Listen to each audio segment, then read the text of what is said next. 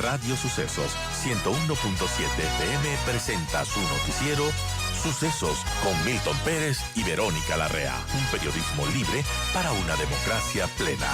Los hechos y las opiniones de los sucesos que marcan nuestro tiempo.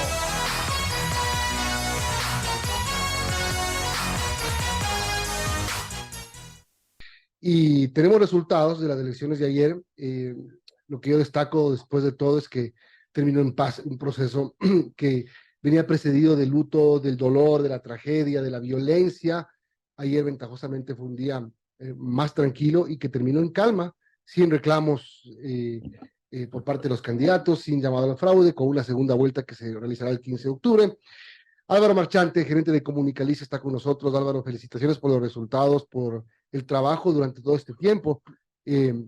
Contigo habíamos hablado en días anteriores y cuando me contabas cómo iban cambiando las cifras y los escenarios, realmente era difícil de poder, primero valiente por lanzar esos datos, porque no se podían creer.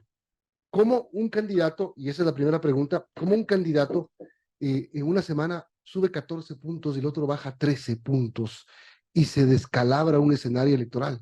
Buenos días, Milton. Como siempre, muchas gracias por la invitación y saludos a toda la audiencia. Efectivamente, estamos hablando de una campaña que ha sido atípica. Quizás el inicio fue relativamente normal, pero desde el asesinato del alcalde de Manta todo empezó a cambiar.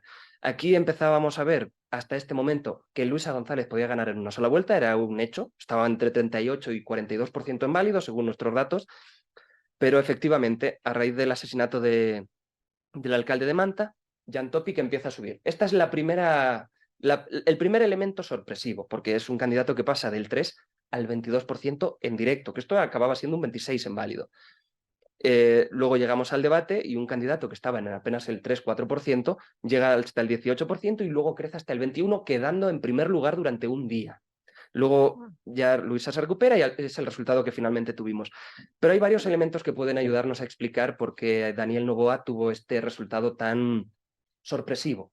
Primero, en el debate, vamos a decir, lo hizo bien. Del 70% de las personas que vieron el debate, para el 40% fue el gran ganador del debate, el 42%. Aquí hablábamos de un lenguaje corporal.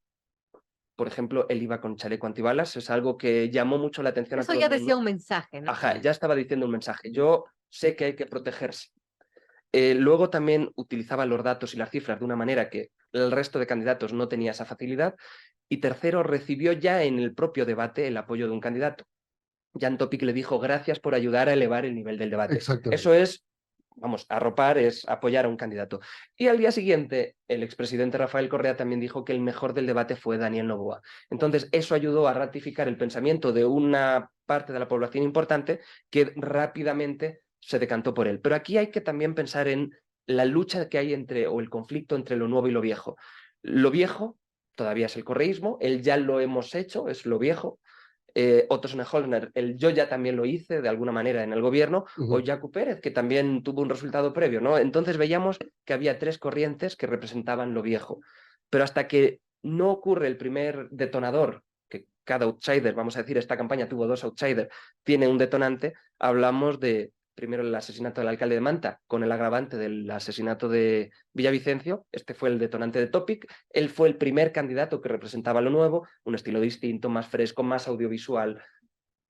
Y luego, tras el debate, lo nuevo pasó a Daniel Noboa, que representaba prácticamente lo mismo, sin el concepto quizás tan marcado de seguridad, algo más económico, más empresarial y sobre todo en ese momento también él cambió su estrategia de campaña, comenzó a hacer más contenido audiovisual, comenzó a utilizar más la figura de su padre, incluso el eslogan de campaña de su padre, y con todo esto consiguió mantenerse arriba. Ahora, el asesinato del alcalde de Manta obviamente le generó réditos por el tema de la seguridad a Jan Topic. Lo de Villavicencio, de alguna manera también por el tema de la seguridad y de la lucha contra la delincuencia. ¿Y en qué le beneficiaba o qué le ayudaba a Daniel Noboa el tema de Villavicencio? ¿O solamente el debate, el punto de quiebre? Porque aquí existe un punto de quiebre, no sé si dos, no sé si tres, pero hubo algo que hizo cambiar todo el tapete electoral. Lo de Villavicencio, de manera directa, yo diría que no le benefició a Daniel Noboa. De hecho, veíamos que en el momento del fallecimiento de Villavicencio él no crece nada. Pero sí que dejó al electorado roto. el electorado está en duelo todavía. No es fácil superar el asesinato de un candidato presidencial. Como comentábamos ayer, no lo asesinaron en cualquier sitio, no lo asesinaron en un barrio peligroso, lo asesinaron en el sector financiero del país. No, y fíjate además que estaba en la papeleta, todos los que fuimos a votar veíamos la cara de Fernando Villavicencio en la papeleta, una cosa que seguramente causó mucho impacto a mucha gente. Así es, el hecho de todavía poder votar por él activa ese voto de consuelo, de condolencia, de luto, de memoria. De hecho, fíjate que 2 días antes de la votación, nosotros teníamos a Fernando Villavicencio solo a un punto de Topic. Estábamos hablando de 15-14 en voto directo y al final, pues prácticamente se dio la vuelta y fue el resultado final. Increíble. Ahora hablando de, bueno, de esta campaña tan atípica también, ¿quién quizás podríamos decir tuvo la campaña más creativa y que resultó en votos a la final? Las 2 campañas que más votos han generado por el punto de partida que tenían es la de Jan Topic y la de Daniel Noboa. Estábamos hablando de candidatos que en 16 de julio estaban ambos en el 4% y sin embargo ambos tuvieron unos crecimientos muy marcados. Como decíamos, el 15 de agosto había un triple empate. Estaban los 3 candidatos en el 20%. Por tanto, claro, teníamos una campaña que el 4 de agosto Luisa González estaba en 32, hubo una caída de 12 puntos. Podríamos decir que la del correísmo solo en la fase final, del 15 al 19, consiguió remontar y pasar de este 20 a un 25-26 en válido, que es el resultado final que tuvo, perdón, en directo, que es lo que tuvo en válido. Ahora, el correísmo, hablemos de la fuerza del correísmo, que tiene varios momentos. El primer momento que tú decías, iban rumbo a la posibilidad cierta de ganar en una sola vuelta. Viene lo que pasó con Fernando Villavicencio y caen, y caen, y caen, pero tienen la fuerza de detener esa caída y de incluso recuperar puntos, y de incluso llegar a la votación casi exacta de la que tuvo Arauz en el 2021. Es decir, eso es una fuerza, digamos, valiosa de ellos. Definitivamente, ellos deben estudiar qué pasó entre el 15 y el 16, que fue el primer día después de cuando empieza la caída que deja de perder votos, y sobre todo lo que empieza a ocurrir el día 17, que es cuando inicia la senda de crecimiento. ¿Cómo lograron detener su caída libre y cómo lograron recuperar 4 o 5 puntos? Aquí lo que veíamos es que el expresidente Correa tomó el liderazgo de la campaña, veíamos que cada día tenía una estrategia distinta, estaban probando a ver qué iba a funcionar, entiendo que finalmente descubrieron cuál fue el elemento crítico. De hecho, el día que empiezan a caer fue el día que Rafael Correa salía cantando con su grupo de amigos, exministros, y a raíz de ese momento empezaron a crecer. Quizás dejar de ver a un presidente que atacaba a todo el mundo, se puso muy violento durante varios días, el momento en el que empezaron a verle también más sereno. Andrés Arauz también tuvo cancelaron su campaña, Luisa tuvo otro tipo de campaña, seguramente fueron los elementos que permitieron dejar de ver, vamos a decir, al Rafael Correa que no les gustaba de su final del gobierno y empezaron a ver a otro Rafael Correa que sí les gustaba. Ahora, eso es bueno para ellos, porque recuperaron puntos, lograron el primer lugar y lograron por lo menos igualar y superar un poquito, quizá ya vamos a ver al final, el resultado de Arauz de la primera vuelta del 2021. Pero el punto negativo es, otra vez vuelven a sacar más puntos los asambleístas que su candidato presidencial. 40% más o menos la lista de asambleístas sí van a ser la primera fuerza, la primera minoría de la Asamblea Nacional, se va a repetir la configuración legislativa del 2021. Pero ¿cómo explicar que ellos tienen más fuerza que su candidato presidencial? Porque para la segunda vuelta puede resultar pasándoles lo mismo que en la segunda vuelta del 2021. Claro, tenemos que esperar a que termine el conteo porque sí estábamos viendo que la Asamblea tenía mucho más blanco y nulo. Entonces, todavía no se sabe si tienen más votos de cara a la presidencia, votos reales, no porcentajes, sino votos que Luisa González. Tenemos que esperar a ese momento, pero definitivamente son la primera fuerza política. Y aquí lo que veíamos es que el correísmo consiguió mantener de manera orgánica su voto de la presidencia. Cuando veíamos solo 2 candidatos tenían esta fuerza, que mantenían al menos 2/3 de su voto para la Asamblea. Y estamos hablando de Luisa González y Fernando Villavicencio. Ambos tenían un 64% de personas que indicaban votaré por él y por la misma lista para la Asamblea. Son las 8:35, estamos hablando con Álvaro Marchante, estratega electoral y gerente de Comunicaliza. Álvaro, hablemos de la candidatura de Jan Topic, que también fue interesante, el outsider de esta campaña, y pese a que despuntó, sin embargo, no logró posicionarse. ¿Por qué se da eso? Si en realidad en el debate también para muchos analistas coinciden en que fue uno de los ganadores del debate. definitivamente, cuando preguntábamos por el ganador del debate, en segundo lugar aparecía Jan Topic, pero con la mitad que Daniel Noboa. Cuando podemos ver las tendencias, porque las tendencias al final nos sirven para ver quién subía y quién bajaba en cada momento, vemos que del 9 al 12 de agosto Jan Topic sube 6 puntos. Estamos ya coincidiendo con el asesinato de Fernando Villavicencio y en este momento también Luisa González cae 6 puntos. Estábamos hablando de que prácticamente voto que perdía el correísmo, voto que ganaba Jan Topic. Sin embargo, en el momento que empiezan a planear y justo llegamos al día del triple empate, a raíz de este momento Luisa González empieza a subir, del 16 al 18 vemos que pasa, que sube 5 puntos, que es exactamente lo que pierde Jan Topic. El correísmo empezó a recuperar el voto que había perdido y de hecho vimos como el último día, por ejemplo, que esto es muy curioso, Jan Topic cae 10 puntos en Manabí y Luisa sube 9 puntos en Manabí. Hay una estrategia errónea de Topic. Claramente lo que hizo Topic el día sábado, tarde, noche, se notaba una desesperación. Además cae en la provocación de Rafael Correa, que para eso es experto, lo provoca Correa con un tweet y Topic responde con un video. Creo que eso también marcó el entierro de Topic, porque además se proyectaba Topic tercero, termina quedando cuarto. Termina quedando cuarto. Efectivamente, sí cayó en la provocación. Errores no forzados como en el tenis. Como en el tenis, exactamente. Quizás ese video, vamos a decir, y Jan Topic que tenía cientos de miles de reproducciones en sus videos, estamos hablando de que el público sí estaba informado, porque también había dos teorías en la campaña. La primera, que nadie ve el debate. Bueno, creo que ha quedado demostrado nuevamente. El debate anterior tuvo una audiencia del 67%, esta del 70%. La gente necesita respuestas. Y la segunda, que está muy ligada, es que la gente no sigue ni la actualidad ni las redes políticas. Claro, cuando estábamos viendo candidatos que llegaban a millones de reproducciones en apenas un día, esta teoría también queda inválida. Y claro, justamente cuando lanzó un video teniendo un electorado tan similar al correísmo, atacando tan violentamente al correísmo, seguramente los que antes pensaban votar por el correísmo pasaron a Topic, volvieron al correísmo porque veían un estilo quizás que no les convencía. ¿Quiénes votaron por Daniel Noboa?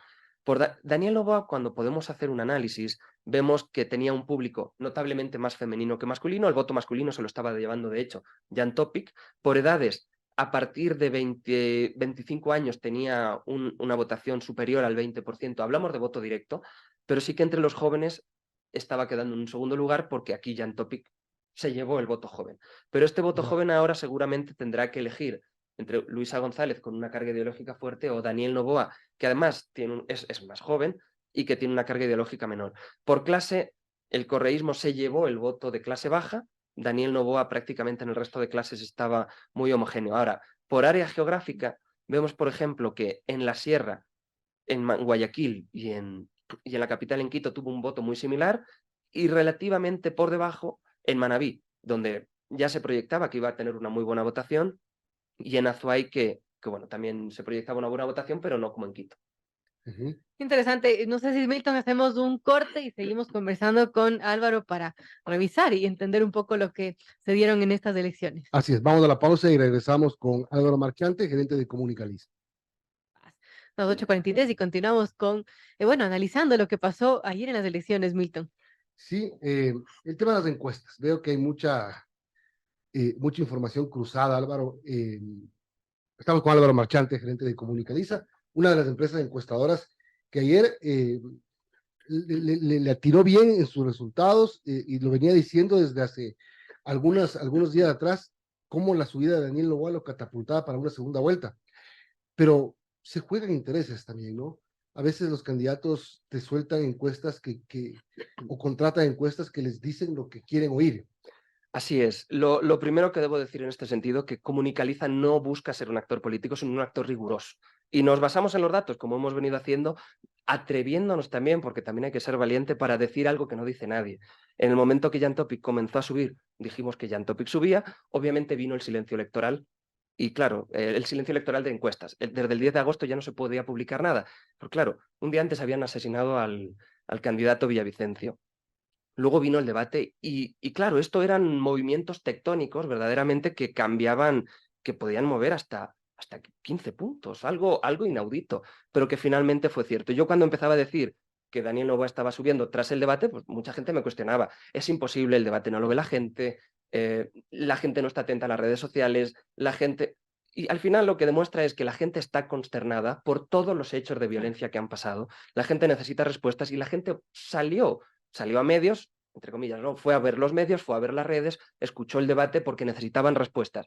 Y de nuevo aquí lo que decíamos antes, la gente estaba confrontando lo viejo, lo que ya conocía, con lo nuevo que iba apareciendo en flashes. Un flash fue Topic cuando empezó a subir tan rápido, el siguiente flash fue Daniel Noboa tras el debate.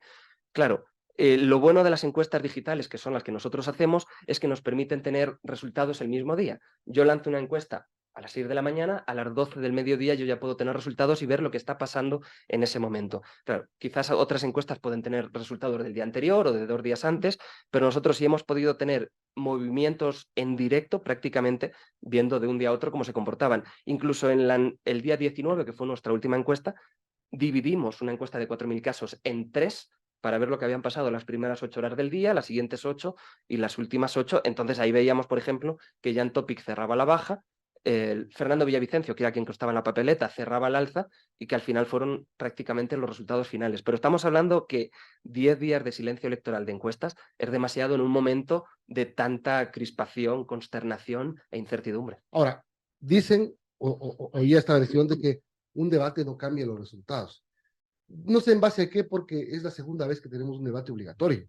Han habido otros debates organizados, digamos, de manera informal o de manera con buenos esfuerzos por parte de organizaciones privadas, pero el debate obligatorio es la segunda vez. Sí. Entonces, estamos viendo un escenario de que un debate sí puede marcar. El debate de la elección pasada, sobre todo el de la segunda vuelta, ¿tú crees que fue definitivo? Con esta frase de Guillermo Lasso, que Andrés no mientas otra vez, que se posicionó tanto después. Mira, hemos tenido 3 debates obligatorios que no solo son para los candidatos, los últimos 3, sino que también son para los medios. Y esto es importante decirlo. No es lo mismo un debate que organiza una agrupación X, que al final no sale en todos los canales. Pero cuando el 80% de la población o más que no tiene Netflix, que no tiene otras plataformas y que sí o sí tiene que ver la televisión o escuchar la radio, en un momento en el que en todos los sitios pasan lo mismo, que es el debate, ahí es donde radica la influencia tan elevada que tuvo. Primero, el debate del 2021 en la primera vuelta. Decían que no hubo influencia. Bueno, Javier Herbas llegó con el 2% y terminó con el casi el 16%, pero fue una crecida sostenida. A raíz del debate, vamos a decir, se disparó su votación. Pero también hubo otra, y es que Guillermo Lasso hasta el debate estaba tercero, y con el debate consiguió subir un puesto, especialmente porque valoraron mal la participación de Yacu Pérez en ese debate. La segunda vuelta, justamente lo que decías, tuvo una frase que no hay persona en Ecuador que no recuerde. Andrés, no mientas otra vez. Más allá de cualquier otro elemento, lo que se recuerda es eso. Y hasta este momento, Guillermo Lasso estaba segundo y tras el debate empieza a estar primero. Es decir, el debate no tuvo una influencia de decenas de puntos, pero sí que movió 4 puntos. 2 que bajó uno, 2 que subió el otro, esos 4 puntos. Ahora, en el caso de este debate, primero vimos que Luisa, tras el debate, cae 4 puntos. Jan Topic baja un punto tras el debate. Fijaros que después de hacer un debate razonable, aún así bajó, sobre todo por el empuje de Daniel Noboa. Luego hubo otro movimiento y es que... ¿Noboa cuánto subió después del debate? Noboa es que después del debate sube 15 puntos en 2 días. Luego, en 2 días más sube 2 puntos, al día siguiente sube un punto más y ahí se estabiliza y empieza a bajar ligeramente hasta el resultado. Ahora, si nos ponemos a analizar el debate, ¿Noboa la sacó del estadio? O sea, ¿fue tan demoledor su imagen en el debate? ¿O qué fue lo que la gente le vio? Informado, con datos precisos, dijo lo que la gente quería escuchar, no confrontó. ¿Qué fue lo que hizo Noboa para subir 15 puntos después del debate? Son muchos elementos, como decía antes. Lenguaje no verbal, lenguaje verbal, es decir, por un lado teníamos lo del chaleco, por otro lado teníamos la pausa y la serenidad con la que hablaba frente a otros candidatos que empezaron a atacarse. Claro. Recordemos que una candidata llamó francotiradora a otra, el candidato mencionado también empezaron esas peleas entre ellos.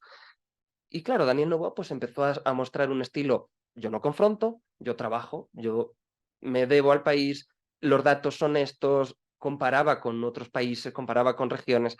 Por tanto, se mostró fuera de la pelea, pero dentro del país, que era lo que la gente quería. ¿No era la misma actitud que tenía Otto Sonnenhorstner, por ejemplo? De yo no confronto, de yo busco soluciones, ofrezco cosas serias. Es decir, un mismo carácter podría electoral. Decirse, quizás Otto Sonnenhorstner tenía una actitud más agresiva, pero sobre todo aquí estamos lo viejo él ya fue vicepresidente, la gente ya le conocía, tenía el nivel de conocimiento más alto de todos. Ok, pero frente ¿a qué hora Otto baja 13 puntos? Mira, Otto, yo lo tenía, por ejemplo, en el 13% en voto directo, Ya. hasta el 6 de julio. Perdón, hasta el 16 de julio. Desde el 26 de julio empieza a bajar sostenidamente. El 4 de agosto ya había bajado 1,5 puntos, el 9 de agosto bajaba 1 punto más, bajó en una pendiente muy prolongada y sostenida que prácticamente incluso el último día seguía perdiendo votos. ¿Por qué perdíamos? Porque se estaban yendo con otros candidatos de inicio. Sobre todo, su primera caída fue cuando Topic empieza a subir. Su segunda caída, también drástica, fue cuando Noboa empieza a subir. Ok, entonces la pregunta no es por qué pierde votos, sino quién le quitó los votos. Exactamente. Topic y Noboa. Topic y Noboa. Interesante. Ahora, Álvaro, viendo igual la caída de Yacu Pérez, porque bueno, él en el debate igual se muestra sin confrontación, siempre con su discurso amigable. ¿Qué pasó con Yacu? Claro, aquí tenemos un caso prácticamente idéntico. Yacu Pérez estaba 2 puntos por debajo de Otto Sonnenholzner. Es decir, todavía se veía que podía competir, ¿no? Y claro, pues esto habría supuesto un número de asambleístas verdaderamente importante. Ahora vemos que, por ejemplo... Como lo obtuvo en el 2021. Y aquí te complemento algo de lo que dice Verónica. La primera vez que hicimos la entrevista acá, cuando empezaba todo, tú vaticinaste que ni Yacu ni Herbas iban a lograr repetir lo que hicieron en la elección pasada. Pero fue de largo, no repitió. Fue de largo, exactamente. Sobre todo Herbas. Es que son prácticamente idénticos. Yacu Pérez, desde el 16 de julio, inició una caída sostenida. Los primeros votos que empezó a perder, de hecho, cae 2,5 puntos en una franja del 16 al 26 de julio, que es literalmente lo que subía Luisa. Es decir, Luisa también le estaba quitando votante a Yacu. Y luego desde ahí, pues prácticamente ya todos empezaron a quitarle. Pasa del 8 al 7, al 6, 5, 4, y así empieza a bajar de una manera sostenida. Javier Herbas no se esperaba el resultado que tuvo en 2021, pero empezaba con un 6,5% en voto directo, 7,8% en válido, que era algo, vamos a decir, razonable, tener una fuerza en la asamblea, pero el 16 de julio ya bajó al 4%, el 4 de agosto ya estaba en 3%, y desde el 9 de agosto ya estaba entre 1, 1,5%. Votos que se fueron con Noboa. Votos que se fueron con todos. Primero se fueron con Topic, posteriormente también se fueron con Noboa. O sea, Topic estaba catapultado. Topic estaba catapultado, tuvo unos crecimientos... Topic se desmorona solo. No sé si solo, porque tuvo un crecimiento que en el debate se aplana por el crecimiento de Noboa, es decir, aquí estamos hablando de vasos comunicantes. Si sube uno mucho, el resto o se estabiliza o caen. Pero sí es cierto que tras el triple empate, que él ya venía cayendo del 21-7, 21-1, 19-9, en voto directo, obviamente, y ahí parecía que se podía estabilizar. Sin embargo, algo hizo el correísmo, algo les funcionó y empezó a crecer al mismo ritmo que él caía votos. Son las 8:52, estamos conversando con Álvaro Marchante, estratega electoral y gerente de Comunicaliza. Álvaro, hablando de la campaña, también vimos algunos ataques, algo de campaña sucia también se vio en estas elecciones. Sí, hubo muchos ataques. De hecho, tras la muerte de Villavicencio, hubo un ataque masivo al correísmo que llegó a hacer pensar a la gente que hasta en un 25% el correísmo tuvo algo que ver con la muerte de Villavicencio. Estos son datos de opinión pública, esto no es una afirmación. Y entonces, esto se corresponde con también la caída brusca. En el momento que se deja de hablar de quién mató o no a Fernando Villavicencio, seguramente fue también lo que le permitió al correísmo recuperarse. Cambio de estilo, cambio de discurso, ya no solo de ellos, sino también de los demás. Ahora, Increíble. para la segunda vuelta, ¿cómo se perfila el tema? Porque el correísmo, ¿de quién puede tener apoyo? De los votos que tú dices que de Topics del correísmo se fueron a Topic, ¿regresarán al correísmo? ¿Quién más le puede dar los votos? Los votos de Cristian Zurita seguramente no van para el correísmo y quizás se vayan para la candidatura de Daniel Noboa. Es así, ¿de dónde más? Aquí lo que podemos ver es, el correísmo llegó hasta un 38-42, eso es lo que podría recuperar, que eso es lo que le habría quitado Jan Topic. Es decir, ahora mismo podría pasar del 32-33 en el que está ahora hasta el 42, recuperando todo lo que ha perdido esta campaña. Pero a raíz de eso, ver de dónde podrían sacar los votos restantes para poder ser competitivos en una segunda vuelta, es todavía complejo de ver. Teníamos una indecisión hasta el último día del 9%, es la gente que toma la decisión el último día, es como... Yo no sé mucho lo que pasa aquí, voy a ver, conversaré con gente, me informaré en el último momento, e incluso algunos que ya con la papeleta toman la decisión. También es cierto que mucho de esta indecisión de hasta el último día se van al blanco y nulo, eso está comprobado hasta científicamente, pero sí que de cara a la segunda vuelta lo tienen complejo. Es un escenario complejo para el correísmo. Ujú. Ahora, hablando del electorado que tendrá que ganar un candidato o la otra candidata, ¿a quiénes tendrán que ganar ellos? Por ejemplo, Luisa y también Daniel Noboa. Mira, aquí lo que va a estar en juego también es el voto joven. Jan Topic quedó primero en el voto más joven, llegó a superar el 30% en voto directo. Este será el pastel que tanto el correísmo como Noboa tendrán que buscar conquistar. Claro, uno nunca sabe qué es lo que le va a funcionar. Vimos a Rafael Correa durante 5 días seguidos cambiar la estrategia discursiva hasta que de golpe ya se estabilizó, ¿no? Estaban viendo, cuando uno tiene encuestas diarias, puede ver qué es lo que funciona y también el impacto que tiene. Entonces, aquí habrá que hacer mucho análisis. El correísmo debe analizar 2 cosas. Primero, qué fue lo que perdió y segundo, qué fue lo que recuperó y cómo lo consiguió, cuáles fueron los mensajes. Y Daniel Noboa tiene que ver cómo enamorar al votante de Jan Topic y de Fernando Villavicencio, que son 2 de las fuerzas Pero más suena como representativas. más fácil que Noboa reconche los votos dispersos. Suena más coherente. Suena más coherente, pero ahora hablemos del techo del correísmo, que está rondando lo que tuvo en las seccionales, en las de ahora de febrero. Porque, por ejemplo, veamos en Guayas, 37.65% Luisa, Muy similar. parecido a lo que tuvo Aquiles, el 39% en Guayaquil. Pichincha, donde también ganó alcaldía y prefectura, Luisa González está logrando el 26.41%. Fíjate, Muy similar. más o menos los porcentajes con el que ganaron Pavel Muñoz y Paola Pavón. Es decir, están por ahí, que no van a superar el 40%. No superan el 40% en este momento. Si lo van a superar en la segunda vuelta, pues ya veremos, pero lo que te dice los números son estos. Claro, la lógica vendría a decir que en el momento que tuvieron un 38-42%, ese podría ser su suelo o su punto de partida para esta segunda vuelta, pero no necesariamente van a recuperar todo lo que han perdido. Ellos perdieron votos y no los terminaron de recuperar también porque al final la ciudadanía tenía otras opciones. Ya vimos que algunos candidatos están dando su apoyo a Daniel Noboa, eso también va a jugar un rol importante.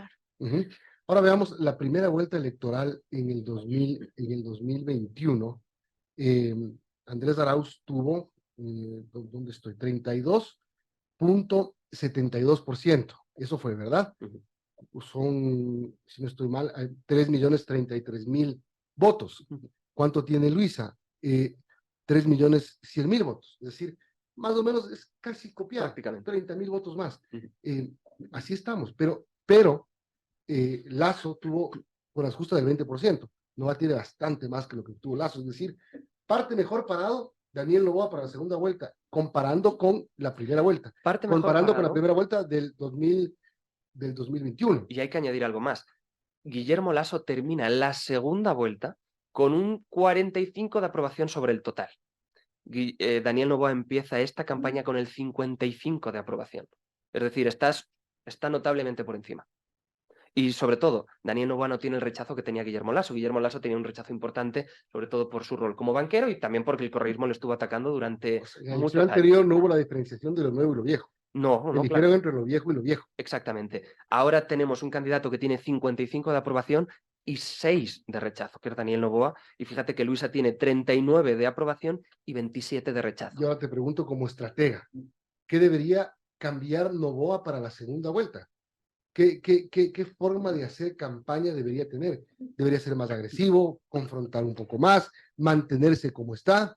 Seguramente lo que le gustó a la gente en el debate fue que él no entró en la pelea entre 2 candidatos. Entonces, él debería mantener el estilo que le ha permitido subir de 3 por encima del 20 en voto directo, porque ahora cambiar la estrategia podría ser contraproducente. Vimos, por ejemplo, que Jan Topic cambió la estrategia, se vendió de inicio de una manera, cuando creció se vendió de otra, cuando empezó a bajar también se notó un cambio de estrategia. Y cuando el ciudadano ve cambios de estrategia tan bruscos, sí que empiezan a buscar también otras opciones. Ahora, ¿cuánto le pesará a Correa? A Correa lo entrevista después del debate RTS, la colega Luisa Delgadillo, y le pregunta quién ganó el debate. Obviamente Correa responde Luisa, pero Correa destaca la participación de Daniel Noboa. Le debe estar picando la lengua por decir eso. Le debe estar picando precisamente porque 2 días después, cuando Daniel Noboa ya había explotado en su votación, él cambia y dice que el ganador del debate fue Jan Topic. Porque claro, decir que ganó alguien que empieza a bajar es muy difícil que luego la tendencia la revierta, pero ese cambio de discurso denota el reconocimiento de un error. Claro, lo que pasa es que Rafael Correa también es un picador, ¿no? Y el que se deja picar responde mal y termina hundido como Jan Topic. Eso analizábamos ayer. Correa le pone un anzuelo a Topic el sábado cuando escribe un tuit y le Y dice mordió el matote barrio, anzuelo. y el otro le responde con un video. Y circula en la misma noche del sábado un video de Topic entrando al ascensor, no sé si vieron, y le ponían unos zapatos manchados de sangre. Fue terrible ese video, que lo reprodujo, si no me equivoco, el mismo Rafael Correa. Es decir, el papel que pueda jugar Correa en favor o en contra de su candidato, porque también te puede recordar lo que pasó con la elección de Augusto Barrera. Cómo Correa se metió tanto en la campaña que terminaron culpándole a él de la derrota de Barrera con Rodas.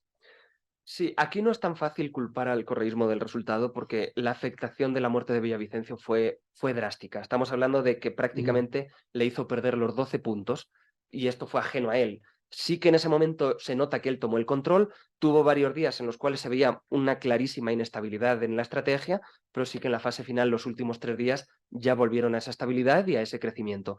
No creo que nadie pueda culpar en este momento de que Correa sea el culpable Yo de esta derrota, de la actitud que debería tener pero sí Rafael, que tuvo esa actitud. más controlado, más descontrolado, porque tiene diferentes etapas, ¿no? Como tú decías, a veces sale cantando, a veces sale más tranquilo y después despotrica y amenaza a todo el mundo. Sí, en el momento que dejó de amenazar y despotricar contra prácticamente todos los candidatos, el gobierno, acusar vamos a decir, los propietarios de unos partidos para también exculparse él, en el momento que dejó de hacerlo sí que es cuando se ve la recuperación. Porque acuérdate, en el 2021, para la segunda vuelta, también hubo un cambio radical en la estrategia de campaña de Arauz, que se alejó de los lineamientos de los Alvarado. Sí, efectivamente, y seguramente eso también le alejó de una estrategia que le podría haber hecho presidente. Y que le pueden haber dicho, por eso perdiste. Claro. En fin, vamos a ver qué pasa. Gracias, nuevamente te felicito por el trabajo. Muchas Te gracias. agradezco por compartir durante todo el tiempo los datos.